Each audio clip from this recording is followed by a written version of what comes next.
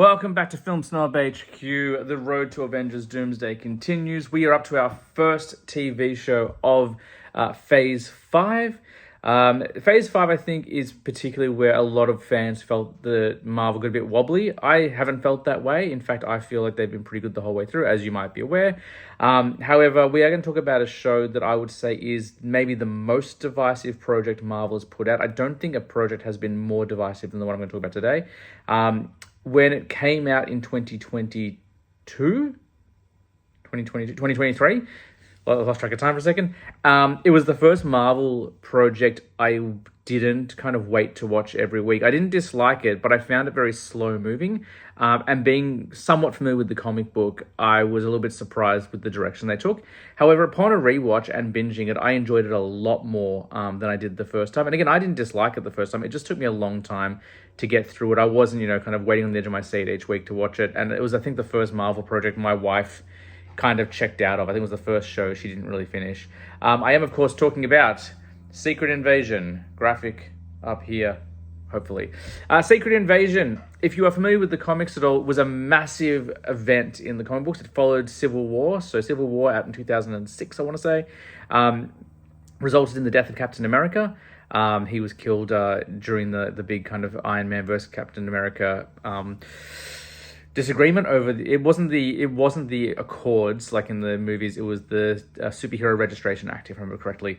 So following that, there was another event, and it was called Secret Invasion. And what we found out was that the Skrulls had been living on Earth for a long, long time and had replaced some of our major heroes. A lot of our heroes that we thought were human or superpowered people were actually Skrulls pretending to be them, and they'd locked them away. I think Hawkeye was one. I haven't read Secret Invasion in a little while. I actually picked it up the other night to read it again because it's been a minute.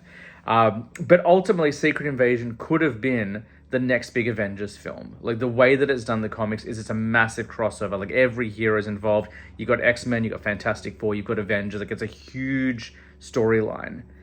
So when they announced it was going to be a spy thriller with Nick Fury, a lot of people, I think, were scratching their heads. I can see why they moved away. Like, now looking at it, they'd just done Endgame. They were at this stage still building up to Kang.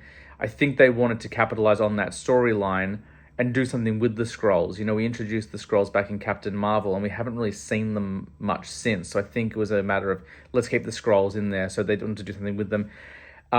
It maybe would have made more sense, instead of doing a Kang storyline, to build a Secret Invasion next. Like, kind of make your next end of phase movie a Secret Invasion story. You've got the Skrulls there, you've got Captain Marvel. Maybe they want to wait until Fantastic Four, I don't know. But anyway, so Secret Invasion follows Nick Fury, who has been on Saber in space pretty much since the end of Avengers Endgame. He comes back because he finds out that a Skrull named Gravik, a Skrull child, is starting kind of a revolution, and he wants to take down humanity, basically, and replace them with Skrulls. And at first, Nick Fury's like, well, how are they going to do it? It's just a couple of Skrulls. And he finds out from Talos that actually, in his absence, more than 1 million Skrulls have moved into Earth, unbeknownst to Nick Fury, because everyone thought he'd left Earth behind, that he'd retired. So Talos, he'd promised his people back in Captain Marvel in the 90s, we're going to find you a new planet. And with no help from Nick Fury after Endgame, he decided to move all the remaining refugees to Earth. And of course, some of them wanted to take the planet for themselves. Another reason I think, so that's a cool concept. I really like that. And if you separate it from the comic book and you kind of watch it on its own, I find it to be a lot more enjoyable. I think some of the problems with this show is it takes big swings in places we didn't want big swings. So, for example, there are 2 major character deaths in this TV show, and I'm going to spoil them for you if you don't know. And I think we would have preferred them in something a lot more cinematic. So the first is maybe the less controversial one, is the death of Talos, who was introduced to us in Captain Marvel. He was kind of the major Skrull. He was played by Ben Mendelsohn, who's wonderful in this show, by the way. He's so fantastic in this series. But I think given we got introduced to him in a movie, we want to see him leave in a movie if he was going to have to die. And instead, he's kind of killed unceremoniously in a firefight to save the president, but still it's kind of quick. The second one is a more major character, a character that was introduced to us all the way back in the first Avengers film, and that's Kobe Smulders' Maria Hill. So Maria Hill has been with us for a long time. She was in Avengers, Captain America, Winter Soldier, Spider-Man Far From Home. There's probably a bunch more I'm forgetting. I think she's in a couple others as well. She's at the end of Infinity War, but a major character and like one of the last remnants of S.H.I.E.L.D. And she gets killed off in the first episode by a Skrull posing as Nick Fury. And I think that was meant to be a very cool kind of like, aha, like look, no one's safe kind of moment, introducing some stakes. But I think a lot of people who'd been enjoying watching the films and the continuity of the films kind of felt like it was almost a way to bury her death as opposed to making a major event. It happened in Secret Invasion. Again, I think if Secret Invasion had been a film and a more Avengers level film, people would have been more okay with it. But I think that was a bit of a slap in the face for some people. I don't have a problem with it, but I would have liked to have seen her go out in a more cinematic way, I suppose. So basically what's going on, we've got Daenerys Targaryen, I've forgotten her name off the top of my head. She is playing Gaia. We didn't know who Gaia was originally, but she is actually Talos' daughter from Captain Marvel. She has kind of been going back and forth between sides. She originally was on her father's side, but then after some mistakes made by Talos, she went to Gravik's side. And then she kind of plays a bit of a double agent and stuff like that. But she is trying to ultimately take down Gravik once she finds out that he's responsible for her mother's death. Gravik's plan is to not only take over and enslave Earth, but also to be a formidable opponent to the Avengers and anyone else who tries to stop him by creating the Super Skrulls. So they've got a machine in this old abandoned nuclear reactor. And basically this machine has harvested the blood samples from pretty much every major hero and villain who's been on Earth. So there's Groot DNA, there's Extremis DNA, we've got Cull Obsidian DNA, Drax's DNA. So major characters. I think Bucky, some of his DNA is in it as well. So basically they take it, and the anyone who takes that serum has the power of all of these heroes, which is what the final fight is. It's this massive fight between Gaia and Gravik, and they're using all their powers, and it looks kind of cool, but then there's like weird moments where, I can't believe I've forgotten Daenerys' name. I'm so sorry, Daenerys.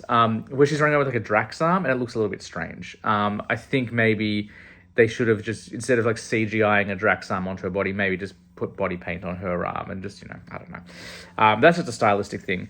The other major reveals in this show are that we had two major characters revealed as Skrulls. The first one being Everett Ross, who I think was only for the duration of the series. I don't think it was beyond, like any earlier. But the big one, of course, was James Rhodes. The War Machine has been a Skrull since, from what it sounds like, since Civil War.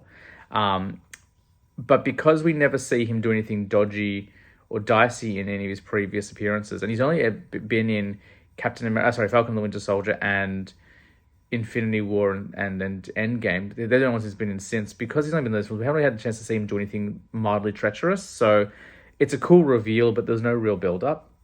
I think that's the other problem with this series, is that in the comics, like, it was a huge reveal, and there were like little character stuff, kind of character things that happened throughout the comic arcs leading up to it that kind of could explain some of their weird behavior. Whereas this, it was just kind of announced, and then it was kind of like a reactive thing as opposed to something that was set up from an earlier stage.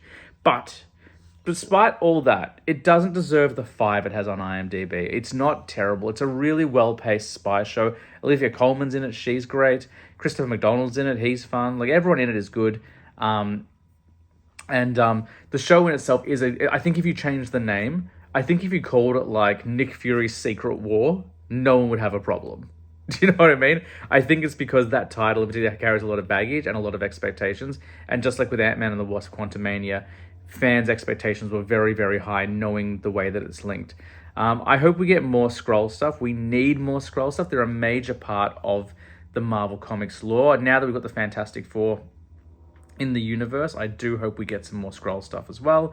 It would be nice to see the Fantastic Four fight someone other than Galactus or Doctor Doom. So hopefully some more Skrull stuff.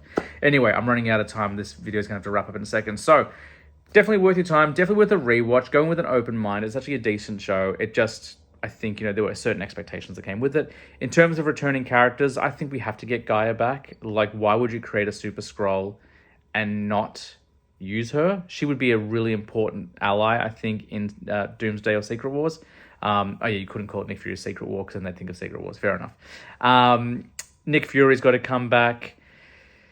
That's about it. The rest are all dead. All the major characters we care about. So that's pretty much it. Next up is Loki Season 2.